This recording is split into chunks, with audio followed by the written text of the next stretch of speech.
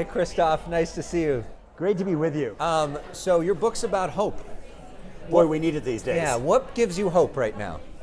So, I mean, a couple of things. One is that I think that, look, in journalism in particular, but in general, we tend to focus on all the things going wrong, and they are pretty evident these days for sure. But there is this backdrop, incredible progress. You know, maybe the worst thing that can happen to somebody is to lose a child. Well, when I was born, 1/5 of all kids died before the age of 5. Now we're down to 3.7%. You know, undeniably, we have seen progress there.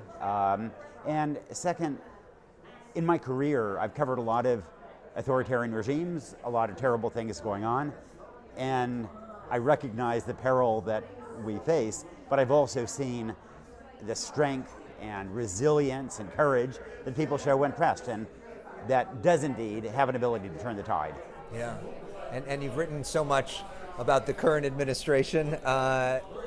How do you see where he's at right now? And especially on a day when we're talking about tariffs, the Treasury Secretary is here, that's top of mind for so many people here. How do you see the tariffs impacting the political reality for Donald Trump? So, I'd say a couple of things. One, I have spent a career covering authoritarian regimes, and in so many ways, what President Trump is doing reminds me of what I've seen in other countries. And how so?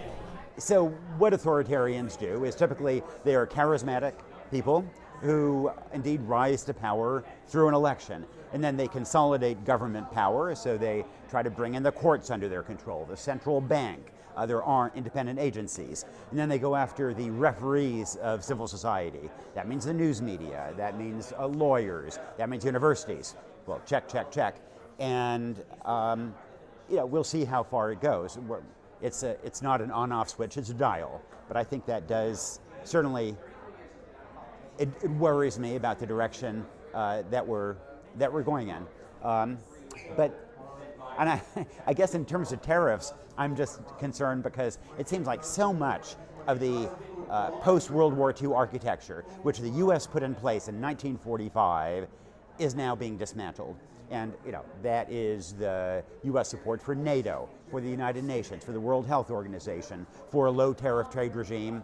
And all this helped the US enormously. And did other countries periodically game the system? Absolutely. But the US is more or less the sole superpower right now because of the system that we created, that we inherited, and that now is being, you know, dismantled.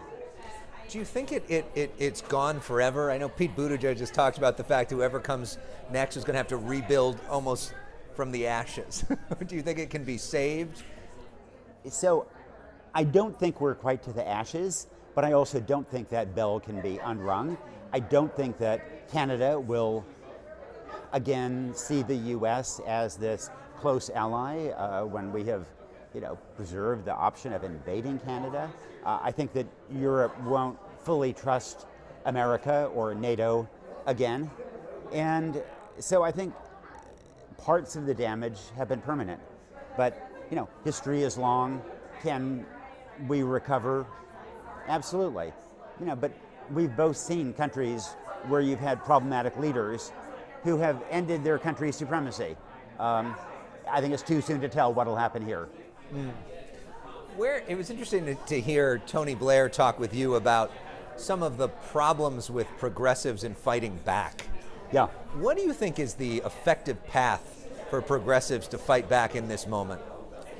I think part of it is getting out of our echo chamber, and that when, especially on the West Coast, when we have largely progressive states and we're all talking to each other, then we tend to repeat sound bites, and we're great at saying that, you know, housing is a human right, but that doesn't actually get people housed. And at the end of the day, we haven't been very good by metrics of housing, of well-being, of education. I mean, we have screwed up.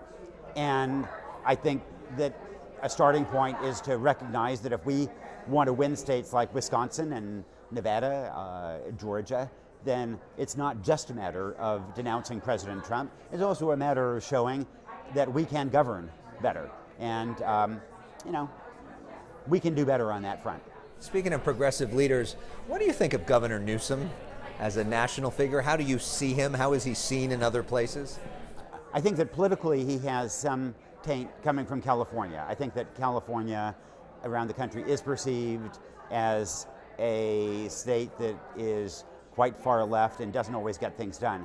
I have a somewhat better perspective. I think that on housing, for example, he's been pretty good about encouraging more ways to actually build housing units. I think that one of his real initiatives when he was lieutenant governor was gun policy and things like background checks for ammunition. That was a milestone. That was a really smart, savvy approach. And today California has a 40% lower gun death rate than the country as a whole. And I think he's also been less ideological than he is perceived to be around the country. So I think he's done a lot of things right. I don't know that that is the perception around the country, and I think that would be a barrier if he were to run for national office. You think he's running? I think he would love to be president, but I do think that any California governor comes with a pretty heavy burden right now. You've obviously studied so much of foreign affairs. Obviously, we're in a precarious moment right now in the Middle East, in what's happening with Russia and Ukraine. How do you sort of define this inflection point in world history that we're in right now? It's a little bit glib, but in a general sense, the U.S. in some ways is switching sides. If you think about the kind of architecture that we helped create in 1945, when Secretary of State Cordell Hull won the Nobel Peace Prize for creating these international security mechanisms like NATO, it was really about multilateralism.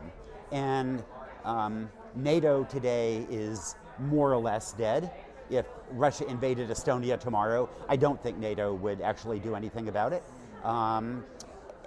Tariffs are, the idea of a low tariff international regime is largely gone. The US has pulled out of the World Health Organization, out of the UN Population Fund. There's talk about more pullouts from the UN system. So there's a retreat, I think, from the strong dollar that has been, again, a pillar of the global economy for 75 years. So in many ways, when we hear President Trump echoing talking points of the Kremlin, I think that's kind of representative of a larger sense in which the U.S. is fundamentally switching positions. Will that last? I don't know. And when we look at sort of the poll numbers for President Trump, it seems like as the tariffs have increased, his poll numbers have decreased. Do you think that the tariffs spell real problems for him politically? I do. I mean, I think that, look, people were upset by inflation, and they don't like taxes. And what are high tariffs? They're one of the biggest tax increases we've seen in modern history, and they are highly inflationary. If they were, there was a debate initially about whether President Trump was simply using tariffs as a negotiating tactic. I think it's a harder case to make right now, and I think that in the case of the China trade war, I think he fundamentally miscalculated and thought that China would cave. And I think, in fact, China probably finds itself in a stronger position in that trade war than we do. So I worry that we are dismantling the engines of American growth and strength, and that we may well enter a recession. And this will be bad for President Trump's poll ratings. It'll also be bad for America. Right, for actual people. And lastly, I know you're speaking multiple times here at this conference. What do you think is the value of a conference like this? I find it, useful just to catch up with people. I live in the middle of nowhere on a farm in Oregon, and so that is useful to connect with working class Americans who think that who worry about vaccinations, who are very pro-Trump. But it's useful here to connect with people who are making policy, who have a very global perspective, and look, I also tend to be pretty liberal, and it's good to be around a bunch of very smart conservatives. Yeah, and just to follow up on that point, what do you think people here at this conference could learn from your neighbors that they oftentimes don't interact with? I think that one thing is, I don't think that educated and successful Americans appreciate the devastation across America and how much policies have hurt ordinary working class Americans, leading to the kind of rebellion that we saw at the polls. We've lost 1 million Americans to overdoses since the year 2000, 1 million. And I don't think that our policies, I don't think our compassion has reflected that kind of devastation across America. And I guess second, I think that in both liberal and conservative circles, if you've succeeded, there tends to be a certain amount of disdain, maybe even scorn for folks who are struggling.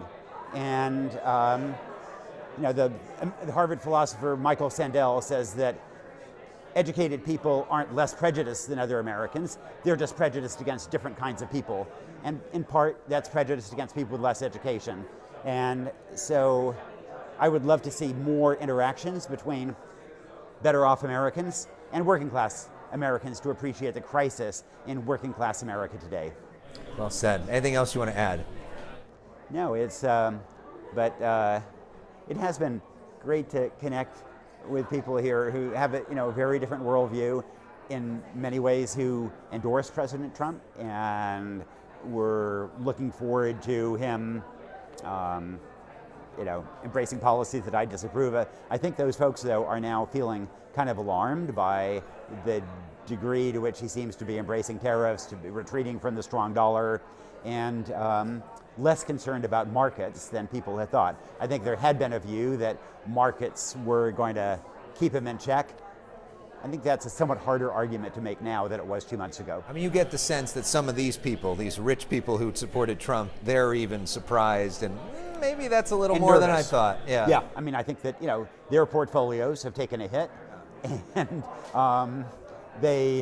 I think that has gotten their attention, and they see the possibility for an extended trade war, for profound mismanagement, and I think many of them miscalculated in terms of the degree of damage that President Trump could do. I think they thought it was going to be more like the first term, and the second term feels pretty different. Mm-hmm. Well said. Great stuff. Good to be with you. What a pleasure to talk with you. Yeah. Thank you so much for the Thank great work.